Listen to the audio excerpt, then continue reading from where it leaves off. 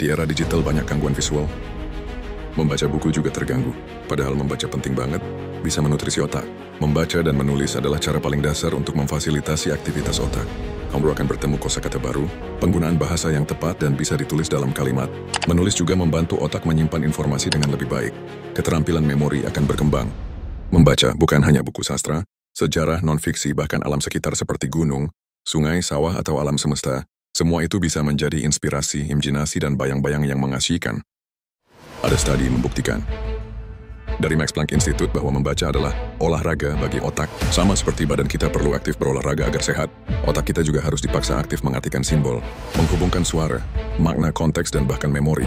Agar tidak bodoh, otak itu harus menyalakan wilayah visualnya dan bahasa motoriknya secara bersamaan.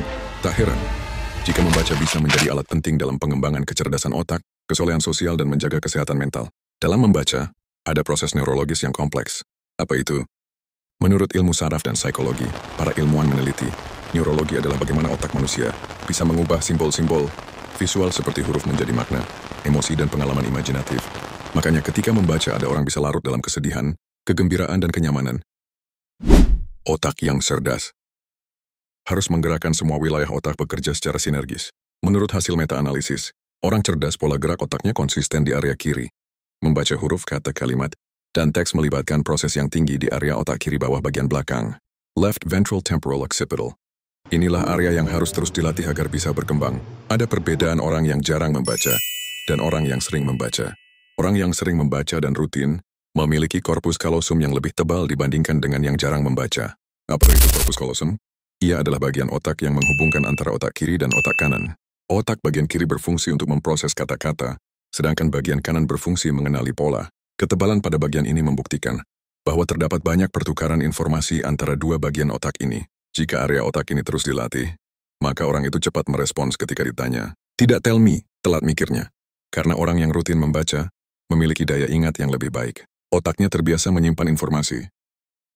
Ada yang lebih menarik tentang membaca huruf atau kata yang tidak dimengerti.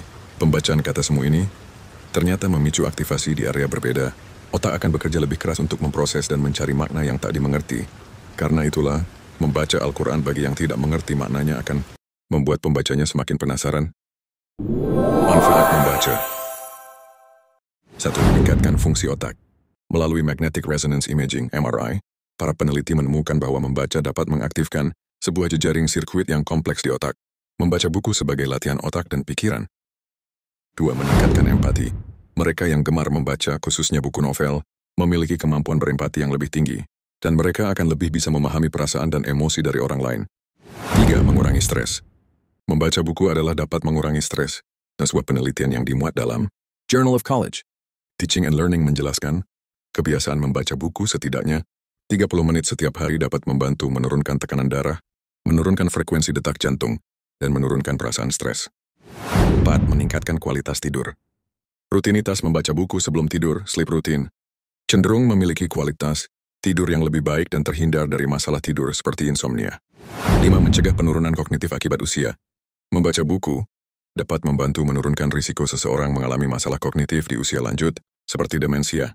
Membaca memiliki efek protektif perlindungan bagi otak dan kemampuan kognitif. 6. Meningkatkan harapan hidup. Sebuah studi menunjukkan, rutin membaca buku selama 30 menit per hari, angka mortalitasnya, kematian akibat berbagai penyakit, akan berkurang setidaknya 20% dibandingkan mereka yang tidak memiliki kebiasaan membaca buku. 7. Mengurangi gejala depresi. Depresi akan membuat seseorang merasa terisolasi dan terasing dari lingkungan di sekitarnya. Dengan membaca buku, perasaan ini dapat berkurang. Baik buku fiksi maupun non-fiksi yang bersifat self-help dapat membantu mengurangi gejala depresi pada pengidapnya.